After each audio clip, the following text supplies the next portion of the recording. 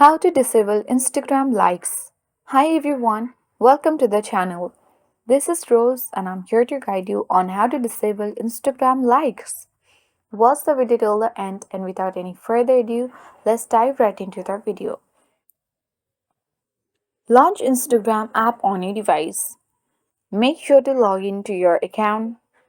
Tap profile icon at bottom right corner of the screen.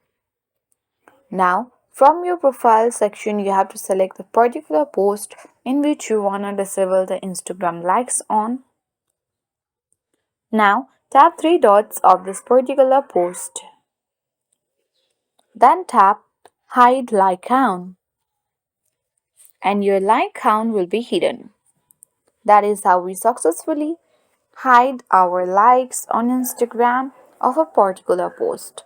So that's all for today. Hope this video helped you. If you are new to our channel, hit the like button and subscribe for more tech and tips videos.